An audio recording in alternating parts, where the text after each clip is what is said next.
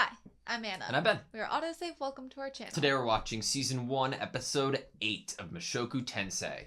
Last episode was great. I really enjoyed it, and it was very satisfying to see a bit of a step in the right direction for Rudy. It was good. We ended off last episode learning a little bit about something floating in the sky. We were trying to discuss how far into the sky it was, if it was in space or if it was on the same level of the flying fortress or around there. Or it is the flying fortress that now has some weird force field around it. Did it? Well, that was my question. Oh, huh. So do you think that gravity-looking ball could be like a force field around the flying fortress? That's the question I'm posing. Interesting. Yeah. Maybe. We also learned that sex really chills out Soros, which was equally as important. I think that was really important. I think that was vital for the narrative of the story. We shouldn't forget that. We should not forget that. Obviously, Rudy has a little bit of a side hustle going on in forms of making figurines. One of them has made its way to Roxy, which is nice. He's really great at this craft that he's developing. I mean, he took the source material and he really got it right, down to every mole. Yep, every mole. I don't know, I'm enjoying it though, and I'm ready for this episode. Are you ready? Yes. Sweet.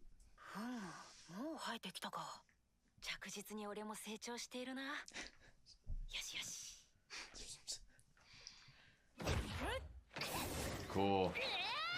10歳のパーティーから早2年、エリスはあっという間に剣心流上級になってしまった。前より大きくなってる気がする。It's been 2 years? 不思議だ。I know that Soros said it's not necessarily a bad thing, but it's a very ominous looking thing. I'm ready to see a stall with a bunch of figures across it because it's been a few years. 何の話だろう。もしかして陰口だろうか。What? ルーデウスの10歳のお祝いまでに間に合わせないと。 It's just, oh my gosh. あんな家の生まれじゃなければね。ボレアス家にとって俺はあまり表沙汰にはできない人物らしい。So they can't like throw him a big party? パウロ・ノトス・グレイラ。Okay. 何でもそいつがパウロ以上のクズらしく。I don't want to meet him. 投資をすげ替えようとする勢力もいるんだとか。ノトス家の血筋の俺がボレアス家の庇護下にあるとなると、よからぬ勘違いをされる可能性がある。Oh. うまくなく練習をしておかなければ。The brooding. それにしても。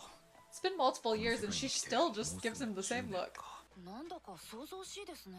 そうだね。 Surprise party. たった2年で3つも言語を習得してしまうとは。That's impressive. 驚かされてばかりだ。重心語を理解できたのはギレーヌのおかげです。勉強してたら Good job, お腹が減りましたね。 Ghislaine, 何か right? つまみに行きましょうか。です。ちょっと待て。もう少し話していかないか。Smooth. そういえば今日だったな。わかりました。ではちょうどいい機会なので。 Whoa! ものがあるんですよ。 Look at the car. Oh, we made her. Oh, So cool. 確か尻尾がついていないが。どうにも知識が曖昧で。この様子なら俺が外に出ないように全力を尽くすに違いない。なんだそんなこと。お安いご用だ。すごい。さすが俺らのギレーヌだ。かなわないって。 She's so ripped. ああ、もちろんだ。え、肩。ちょっと待って。これ尻ですか。すげ All え。 muscle. 憧れの筋肉です。ルーデウ The ス様 knocking. 失礼します。お食事の準備がと。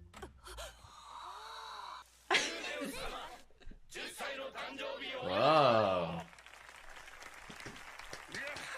Ha ha ha ha. おめでとう。 Oh. そっか。僕今日で10歳か。 What a great actor. 僕祝ってもらえるなんて。戦争じゃ。ノトスのところと戦争じゃ。ピレモンをぶっ殺してルーデウスを投手にする。Kyle, man. 抑えていい。邪魔だってするか。 Don't you dare stop me. 少し演技がうますぎ It た was か。 really good. おじい様のことは置いといて。今日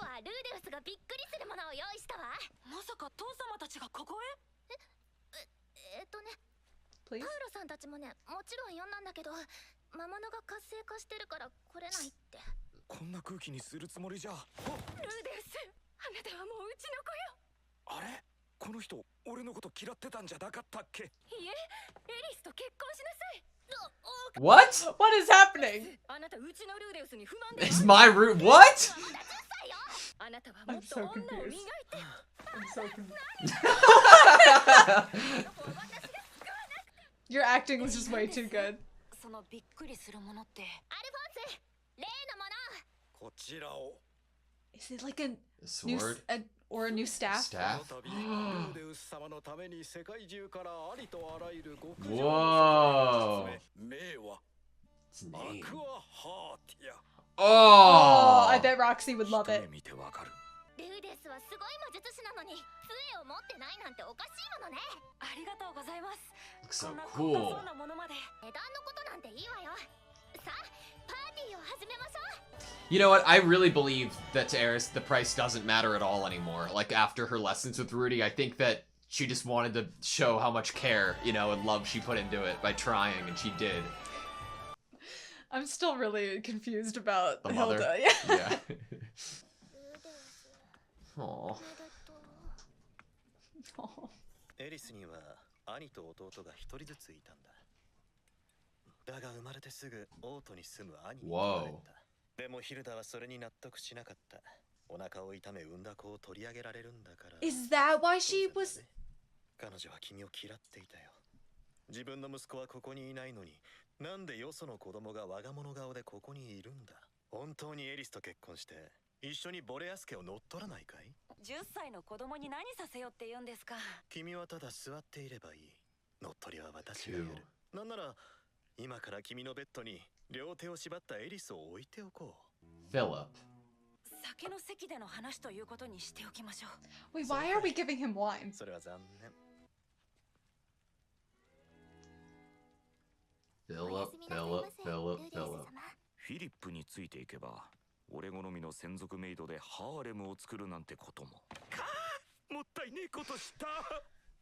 Hmm. おかえりなさい。ただいま。どうしたんですか？寝てたのでは？一人で寂しいだろうから今日は一緒に寝てあげるわ。しかしこうしてみるとなかなか。ルーデウス、ツンデレロリお嬢様の初めてで。いかんいかん、手を出してはいかん。今日は寂しい気持ちなのでエッチなことをしちゃうかもしれませんよ。ちょっとぐらいならいいわよ。 Rudy. 手のひらの上。触るよ。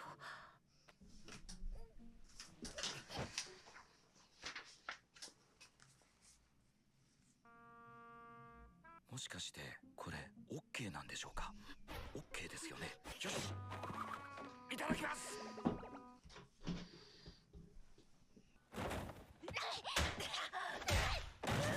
とだけって言ったじゃない。ルーデウスのバカ。 Thank you, Eris. 何やってんだ。完全に我を忘れていた。エロゲーをたくさんやってヒロインの気持ちが分かった気にでもなっていたか。これだから DT よ。謝ろう。ごめんなさい。今日は特別な日だから特別に許してあげる。許された。でもこういうのはまだ早いから5年その時まで我慢しなさい。また明日からよろしく。 I wonder what they think about the car. もっとひどいことをしなくてよかった。そしてよっしゃー、確約。あのエリスが約束。それまでは二度と険悪な真似はすまい。5年後 Barbell 15歳頑張れる。 Time skip 俺は to どん age なエロイベントに 15. も屈しない強靭な男になる。待てよ、5年後。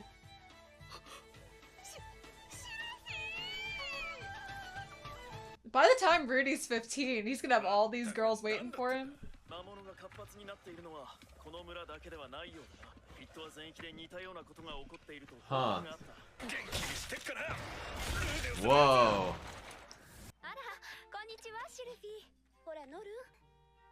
Similar to Rudy. アイシャ、隅まで気を抜かず吹きなさい。 That's right. 素敵なペンダントですね。 It's like a staff in the middle. してるのを真似で作ったんです。 Whoa. Is it for Rudy's birthday? 必ずお届けいたします。 Yeah. ルディへのお祝い。 Oh, it's not gonna get to him. はい、ルーデウス様がとても大切 Oh に God. されていたものです。 She's a real one. シルフィーちゃんにとんでもないことを教え込んでくれた。 Like what? でもおかげでいじめられることもなくなったそうですし。 There you よ go. かったと思います。ベルト族って何？出会ったが最後。食べられちゃうんだぞ。ああ、最近活発で参るぜ。こんなの初めてだ。お、 Hmm. Is everybody gonna be seeing this? この方角はアスラ王国でしょうか？ Is it like when the moon turns red in まさか Legend of Zelda? ルーです。 Who are you? Perugius, maybe?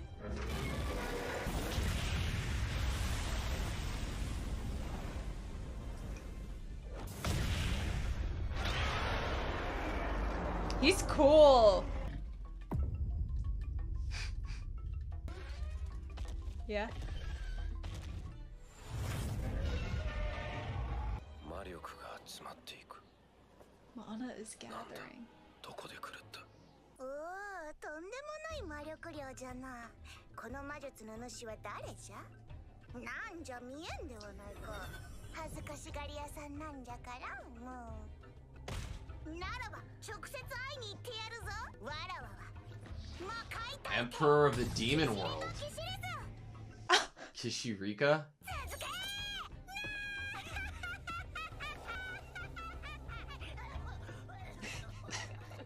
Oh, I love like overconfident characters. この魔力。 Flying Fortress. 召喚口に似ている。まさか魔人ラプラスの封印を解こうとする。 Undo the seal seal. on. This is ア Perugius. ランフィー、怪しい奴は見つけ次第殺せ。よい。 Whoa. ずいぶん遠くまで来たな。ここならルーデウスの最強魔術を見れるのね。ちょっとの魔力でこんなに。調整が難しいですけど、すごいですねこれは。よかった。ルーデウスグレイランド Mighty の最 spell. 強最大奥義、キュムロニンバス、とくとご覧あれ。 Oh, but what's gonna happen with all the mana 集いの gathered? 魔力。 Oh! 雄大なる Something 水を bad's gonna 精霊 happen. にしてあれ、何よあれ？ルーデウスの魔術？いえ、僕じゃありません。 Whoa! わかる？ Glowy eye. そうだな。ここから離れた方が。伏せろ。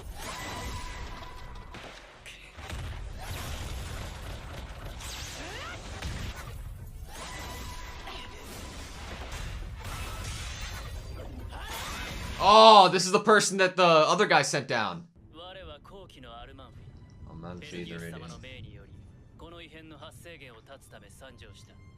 女どけ、その小僧を殺せば異変が止まるやもしれん。私は剣王ギレーヌ・デドルディアだ。あれと私らは関係ない。聞け。お前が剣王だと？我が剣術の師、剣神ガルファリオンと Gal. ドルディアの名誉に誓う。何がどうなってんだ。わけがわからない。まず空に異変が起こって、次に唐突に男がやってきた。彼は本にもなるような伝説の英雄の使いだという。そんな有名人が唐突に現れて俺に襲いかかってきた。どうやらこの空の異変を引き起こしたと思っているらしい。もう待ってください。少し話を。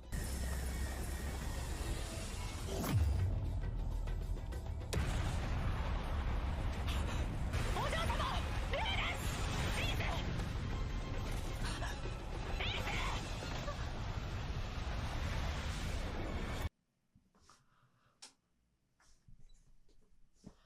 That was Mushoku Tensei Season 1, Episode 8, and shit just hit the fan. Crazy things happened in that episode. It's roller coaster. I don't know where to start. I don't know. I don't know either. That episode has me at a loss for words and not sure where to start my train of thought. All right, I guess I'll just go beginning. for it. 1 minute and 30 seconds into the show, we see that the nation of Roa has a sewer system, and they have a way of showing that once it rains, they have a way to, push the water and guide it into a specified area so that they don't have any unnecessary floods. And I think that that's really cool. And that detail in this world just makes the story so much richer. Much better. See, I actually noticed that too and was paying special attention to little details during this opening. Yeah. And my favorite thing was the windows. Yeah. That Rudy was looking out of. And then obviously all I thought was, we end last episode looking out a window. We start this episode having Rudy looking out a window, but this window is like much cooler with the circles. Yeah, and you can see like his character design distorting because of the... Yeah, it's cool. It's cool. Yep. That's what happened in the first 2 minutes. This episode. You know what this show does? They give us so much fucking information that I don't know what to do with it. I don't know when it's relevant and when it isn't and when it comes back, because I kind of just threw Perugius out the window for a little bit. It was a story. Yeah, because I was like, okay, we've gotten so many different elements in this show. We're learning about the Notos family. Yeah, we have Ghislaine's whole squad. Yeah. We have Roxy over here with this prince in another place. Yeah. We have Superds. We have all of these different things going on that we're learning about, and we don't actually know where the story's supposed to... Is Sylphie supposed to be a main part of the story anymore? It's really smart, because the way that they throw everything at us and have me enamored by everything, it sets me up to be in a position exactly where they want me when they unveil something like the last 3 minutes of this episode, where I'm like, what the fuck is happening? I need to watch next episode right now. I thought we were making money to go to magic school. Yeah. It feels like... I think this is...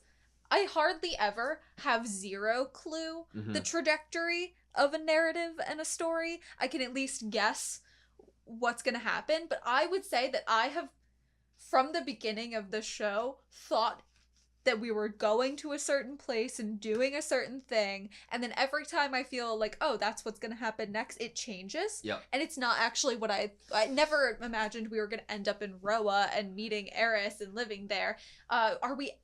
Is knowing that Eris has 2 brothers that don't live there even important? Other than having whatever the setup was in this episode? Is that relevant at all to the narrative other than a little fact? I wrote it in my notebook. So if it ever comes up again, we'll have something to flip back to. I think I would love to meet brothers of Eris. I would like to see what their personalities were like. I mean, they're obviously going to be different than her because of where they were raised. We got the idea that, I could be wrong here about the name, but I think it's Pileman or Pilemon, and this person is scummier than Paul. And Isn't it Paul's brother? Paul's brother? If Eris's brothers are being raised by him, then you could assume their personalities might mirror who they are being raised by potentially, Is that who they're being raised by? Or at least in that main family. Is that the main family? The Notos? I think so. I could be wrong. We got a lot of information. Yeah. I apologize for everything that I'm going to get wrong here. But I do know they have a great drainage system in the land, so at least that matters. And we know that Philip wants Eris to marry Rudy, and Ghislaine's butt is just a rock. It's rock solid. Yeah, that's also something we know, I guess. I did really enjoy seeing the progress that Rudy has made in terms of sculpting. One thing that we saw was a barbell, and then we started seeing horses in a carriage, similar to what Ghislaine and Rudy wrote in. Yeah. And then I'm like, okay, cool, cat, cool, ship, cool, car. And I'm like, holy shit. What did these people think about this thing that he made? Are they like, what is this thing? And he's like, I Rudy invented has it. the potential to be like a Leonardo da Vinci in this world. What was because of the lack sport of... he was playing? Is it squash? Well, no, racquetball. What's the one where you're in the room? I don't know much about sports, but you go to a room in a gym and you are hitting a ball against a wall and it's bouncing back. I don't know what it reminded me more of hurley, like in Ireland when I was growing up, and you just hit it against the wall. But what I was gonna say is that Rudy is something like of a potential like Leonardo da Vinci in this world. He could he has all this prior knowledge of his past life, and like obviously you and I wonder what other characters would think of these sculptures like a car and a boat, and I'm sure that they could understand what a boat is, but they wouldn't really understand the intricacies of a car. But it's interesting though, Rudy could help potentially advance this world miles in the future. And it reminds me of one thing, like Da Vinci had notebooks and notebooks of creations and ideas, but more ideas than anything.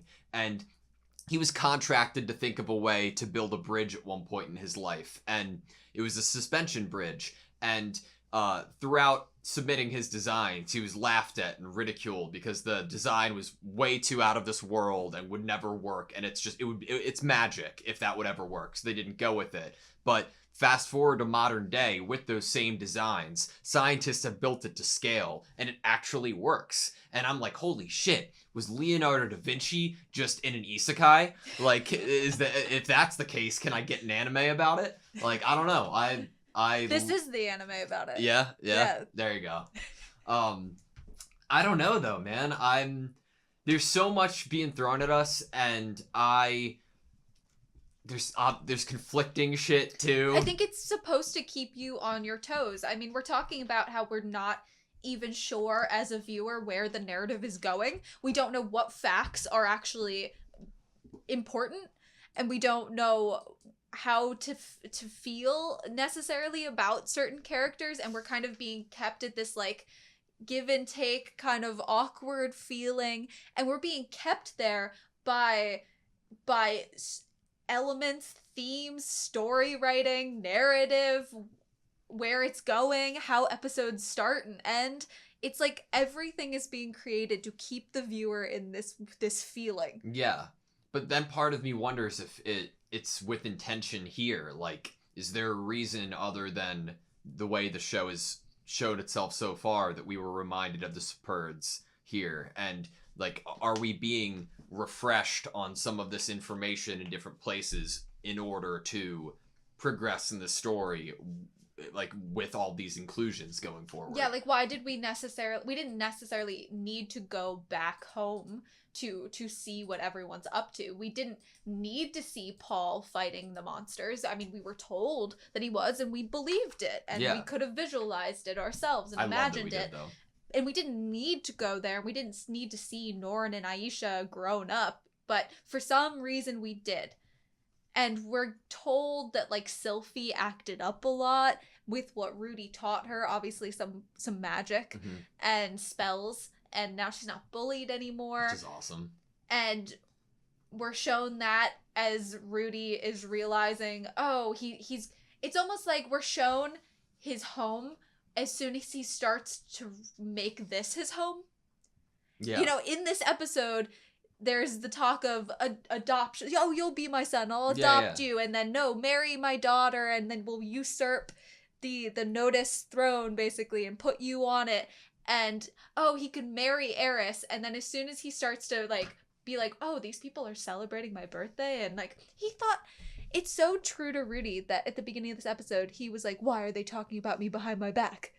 Yeah. And then he and then... Okay, there's a lot there. Let's try to unpack it, okay? So we... Like, going chronologically, at least, like, I love the idea of Rudy, like, being suspicious about, like, oh, like, you know, what are they planning? What are they scheming? To the character that we've been introduced to, yeah. Yeah, and what makes that whole thing for me isn't how Rudy acted, but it's like the character development of these side characters that we've only known for 8 episodes. Or less. Like, we had the importance of what a gift is and money taught to Eris from Rudy a couple episodes ago, and to see it in form here, like it to her, it wasn't about the money that made the staff valuable to gift to Rudy. It was, she's putting so much work and like behind the scenes into it, then she just wants him to love it. And I love seeing that. And she wanted him to have a staff that she felt was like worthy of someone as great at magic as he is, and that he that fit him, you know? And I think that it was honestly a show of respect and admiration and love to gift him.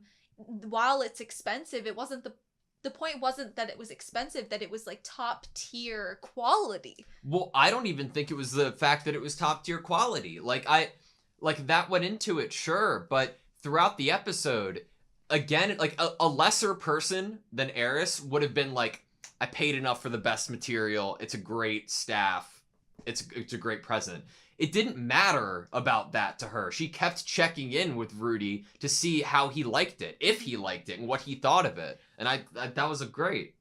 I loved it. I mean, this whole episode was, Eris was trying to make him happy, or have a reaction of happiness from him, which is interesting when we're getting it from Rudy's perspective. He's already thinking and plotting of how to act in order to create a response or a feeling among the audience in this birthday party. Oh, if I cry here, then they'll like, Eris is trying to make him feel something, but it's genuine, and he's trying to make people feel something, but it's manipulative in that sense, which is interesting to see those things happening at the same time. Well, we'll wrap around back to that point, because later in the episode he talks about how this knowledge that he has had from his previous life might fall short in some aspects, you know, based off of, like the dating sim didn't. But before we get there,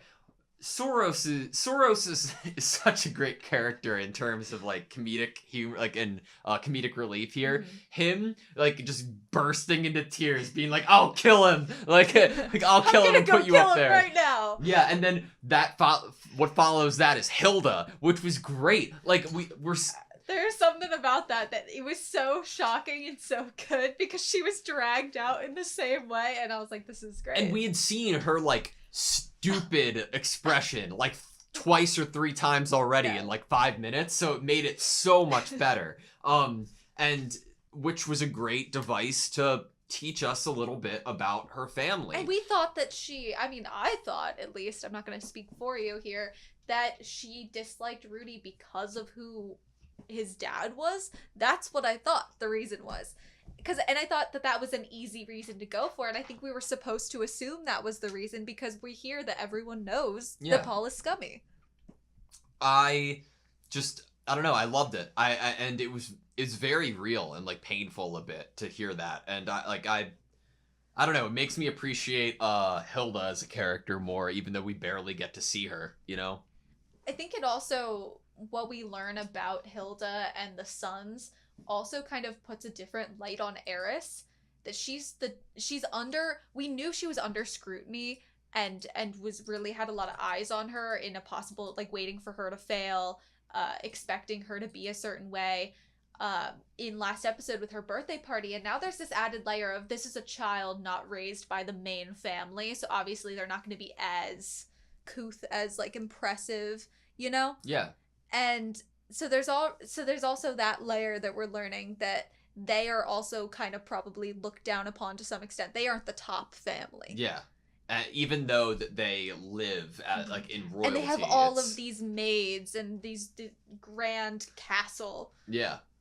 And it's so interesting to hear people like, oh, if you weren't born into this family, you know, when it's like, there are so many obvious, like, as a viewer, like, oh, that, like, you get that you get a meal every night, you get, like, you know, to teach somebody who is very wealthy.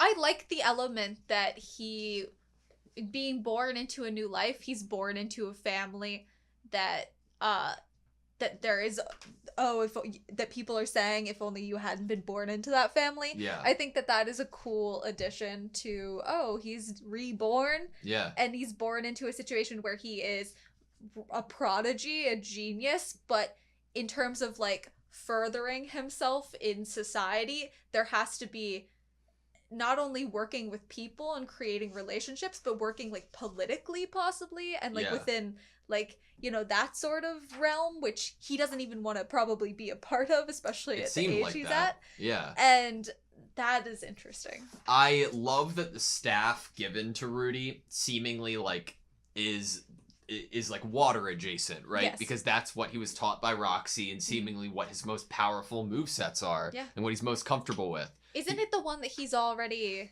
really, really mastered? He has like some title now that I'm like forgetting about. I think it was in a different notebook I wrote it down in, but the move itself was like cumulonimbus, not Stratus, but I don't know. I love that, and I like that it shows like Eris's knowledge of Rudy too, and just more care into it. Even though that Rudy doesn't like the name, I do. Honestly, it has been even if Rudy has somewhat manipulated or done some possible creepy things to Eris that I don't totally want to get into. We're not there yet in the episode. We're not there yet in the episode. In some ways, Rudy as a character and his introduction into this family and him as a tutor of Eris has been very beneficial for Eris. It seems like she is living a very happy, genuine life now at age 12. She got a really great birthday party. She's really succeeding in her swordsmanship. Yeah. She's learning about, as we talked about earlier, about gift giving and what money means, and so she's learning a lot of good lessons and is growing into what seems to be a good person, a good character. I wonder if Philip is a swordsman in his own right. I wonder what kind of training or power, or if he's just more of like a political player. But Philip's an interesting character, and his expressions are different than any other character in this entire show. He is more like I don't know. There's more inner monologue, I feel like, that he has. He's the one that was reborn into this world. Yeah. It's not the prince that Roxy's with. It is Philip. Yeah. Yep. He knows. But he knows. So getting in. Okay. So I'm not surprised if you guys couldn't tell. Because I think I hit it pretty well. But I was a little bit in an uncomfortable position watching the actions that went down in between Rudy and Eris. The birthday night. Yeah. Yeah. And it was a little uncomfortable because of our knowledge of Rudy, but like we've spent probably too much time talking about, we think that we understand what the route of his character is going to try to attempt to do. Yes. And I'm at least thankful that there seems to be a point that Rudy and his extensive knowledge of dating sims does fall short. And I am happy that that's the case for my own sanity, but also narratively. Yeah. And there's also some amount of like push and pull happening internally for him during this scene too. Yeah. Which I think is interesting. Obviously, yes, I was also uncomfortable. And even if Rudy didn't have the internal monologue of a 40-something-year-old man, I would have also still been uncomfortable here. Yeah. Because of the child ages, even just the 10 and the 12. I just want to go over the lines that he said after Eris left, though, because like if we're going down the route of trying to understand Rudy, I think we'd do ourselves a disservice if we weren't trying to really understand it by the lines that he said. I completely forgot myself. Did I think I knew how love interests feel after playing all those dating sims? This is why virgin guys suck. And I think that that's a really interesting point, because we touched on it in the discussion last episode, but Rudy seems to be considering other people's feelings and seeing them and other people as more than just a character or an archetype to beat to get what he wants. To beat, yeah. And I think one up. Yeah, like we think about the fight with Paul that he had. Yeah, and I think that I think that that's really interesting because before Eris comes back in the room, he says maybe Eris has been so enthusiastic lately because she was worried I might end up lonely on my birthday. And that brings it all back to why Eris was in the room in his room in the first place. And I think that maybe to a lesser degree Eris understands that Rudy's a little bit perverted and shit. And this world's obviously different, but it's a perfect Rudy's I guess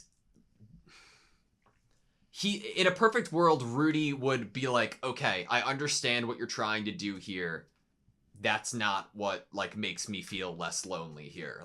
You giving me a present and putting that thought and wanting me to be happy is what makes me feel not lonely. Mm-hmm. But you feel for Eris because Eris, the first thing Rudy said when walking into the surprise party was like, oh, are my parents here? Mm-hmm. And I'm sure that goes into the feeling for Eris of Rudy's lonely, what can I do to make him happy? The face that she made when he asked that and how everyone started kind of sniffling a little bit. Yeah. I wonder if Eris coming back into the room puts a stop to potential development for Rudy, or just adds the comedic sandwich that they try to do with Rudy's character. They try to give you a little bit and then kind of oh, never mind, Yeah. But I do really like the lines where he's realizing that he doesn't truly understand how people feel. Yeah. And that's a really important realization to have. Even if you don't play dating sims, that you don't understand fully someone else, some other complex being, and you cannot use your algorithms and your archetypes in order to achieve a goal and beat the boss and give them a certain amount of gifts and talk to them once a day and then you can marry them. And I could be totally off base here, but maybe since the start of the series we have seen a little growth in the way of I don't know, maybe Rudy doesn't only care just about getting the sex. Maybe he cares about if he how he does it and how the other person would feel afterwards too. There's that maybe he wants the other person to also want to be a part of it. I don't know. It's really fucky to they keep us in this maybe place. I'm of this uncertainty. But they do and they don't, man. And that's what's so fucky about the show and so hard to try to discuss and immediately afterwards. We don't understand. We can't. We're not talking for I'm not in my office for 30 minutes trying to make sense of write down a cohesive point to talk about. But when something like this happens, and then I remember what happened at the end of last episode, and then at the end of this episode, the self-preservation goes out the window for Rudy the second he sees that Eris could be killed there. He's the one who jumped in front of Eris in the end. And when he has the second life that he's trying to convince himself and us, and he's doing a great job of it, but trying to get his selfish desires first, it's not as one-dimensional as that, seemingly. I'm not gonna go out and say Rudy's a good person by any fucking means, but bad people can do good things, good people can do bad things. Yeah. There's just it's complex. It's whatever. I did have a question though, because in the shot we do see 3 more of Rudy's figurines, and they are extremely detailed to a point that I've never seen in this show. So I wonder if it's an Easter egg of a different series or figurines in Japan, or a different series by this mangaka. Maybe different characters that we actually will meet crazy down the line in Mushoku Tensei. Maybe. I think it's interesting though. And right after that is when we go to get a little bit of Paul in action, and the action that I like seeing Paul in, fighting monsters, I think that maybe the whole gravitational whole thing might have been the cause of monsters like happening more and appearing more. Maybe that's just like a theory, but seeing that happen makes you wonder. Do you think Paul would go for Rudy? Do you think like he'd be like, shit's going down, I hope Rudy's okay, I'm gonna fight through the monsters and try to go check on him? Or is his duty and right here to protect his family and the village? Protect this village. I think he would, and Zenith would as well, entrust Ghislaine to making sure that Rudy was safe. I like that. I think that I do want to say that since we're now kind of looking in at the home scene that we got, and this is a question for you. So Sylphie has a present for Rudy, probably for his 10th birthday. It's some sort of pendant. There are two things I want to say about this. The first thing is, do you agree with me that this probably is not being sent to him? He's not allowed to send letters back and forth. I know that Lilia was like, oh, I'm going to send him this, and we know what's in that box. But I feel like maybe they're going to keep that from him also. But it could add something complex when he was, as I was saying earlier, this whole episode up until switching back to the point of view of home was like, this is his life now, and this is almost like a new family he's created, and momentum and a path. And then, but home, and he has this pendant from Roxy on, and then if Sylphie sent him a pendant, there'd still be that like, going back home versus continuing down my path of progress. Yeah. I think that it would get to him. I think that for some reason, what sits with me, I thought that I had written down a note that was like, oh yeah, they're allowed to like send something at least on his birthday, or there was some, okay, like, maybe, yeah. That could just be Mandela effect, but for some reason I had like a faint memory of that. But even without that, I think that he would get it.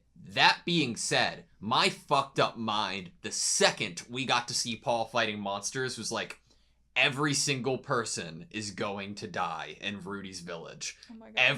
Sylphie, dead. Everybody, dead. And the love of my life, other than you, Zenith, dead. And like I was so fearful and scared that is why we were being shown these nice relationships, progress, a present for Rudy. The children grown up, and that Sylphie's basically like this big sister to them. Yeah. But I mean, you're right to bring up some sort of like gravity and danger when we ended this episode with an explosion and people getting sucked into it or blinded out by it, like we couldn't see them anymore. Yeah. I have a question for you. Okay. Do you think Roxy's gonna go? Her first fucking thought was, is that Rudy? That's crazy to me. Which is odd. And also, why was this person, the Radiant, Almafi the Radiant? Yeah. Why was he immediately suspicious of Rudy? I'm like, can't he see this as a child? I mean, he had a giant staff. That was his job. I know, but it's just like, how is it that Rudy happened to be in the exact field that this person was like, I need to investigate suspicious activity in this area? It's just like, it's too good. Too coinky-dink. Too coincidence. I don't watch, like, as we've talked about, I have not watched enough isekai to know if there's ever / always an explanation for why that happens, why the rebirth into another world happens. Because, like, if there ever is explanations for it, I could see like a potentially comedic route going like, oh, we did all of this to summon like a thing from another world, and Rudy's like, shit, that was me, like or I don't know, like he was like this product, this like lore. He was this idea that they were going to summon this being, and it ends up being him.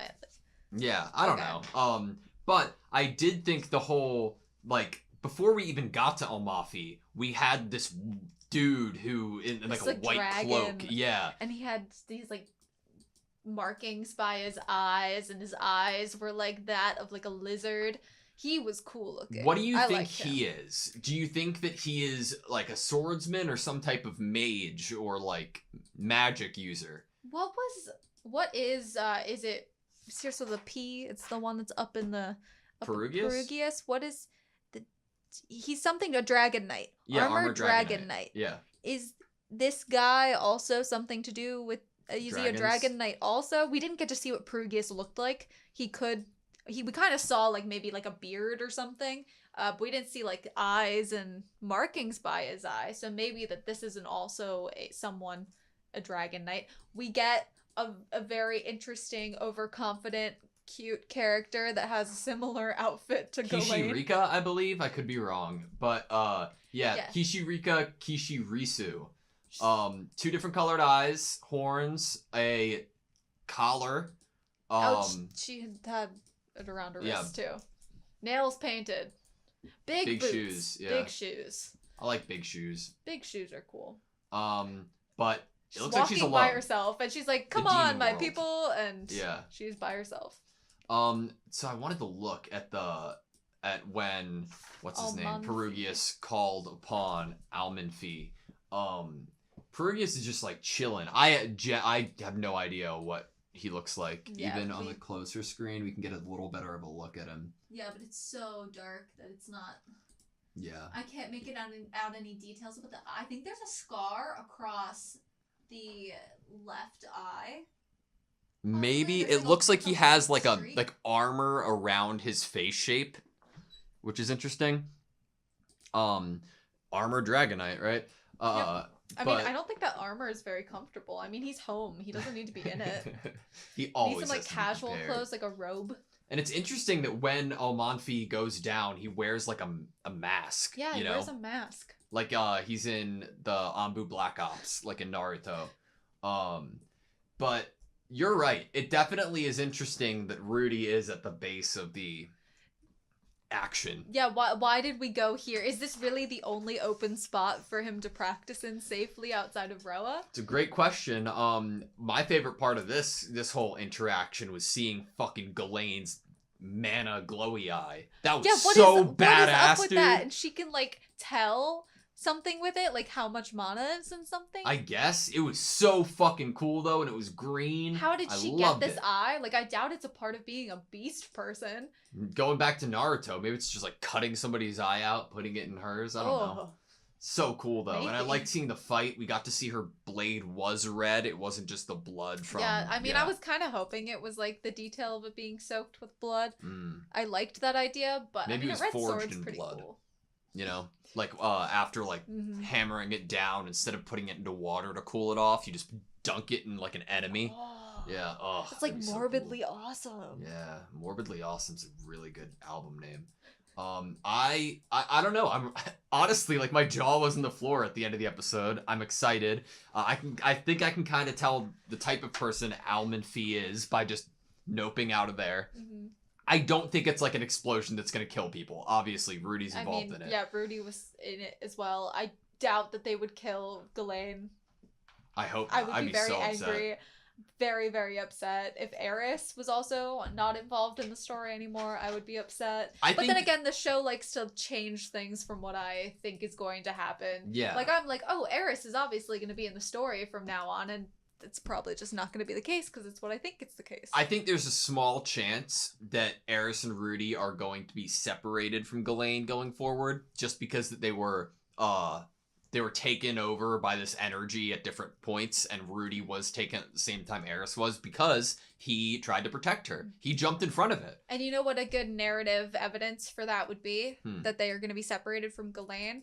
That Rudy learned all he could from Roxy, and then they separated, and we learned in this episode that Eris is now like really high up in the sword techniques. So that could be some evidence that they're going to be separated from her.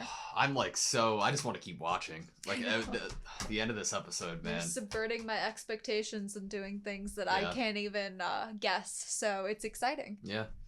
All right. That's all I have you. Yep. Thank you guys so much for watching this video. Please like, comment, and subscribe, and we hope to see you next time.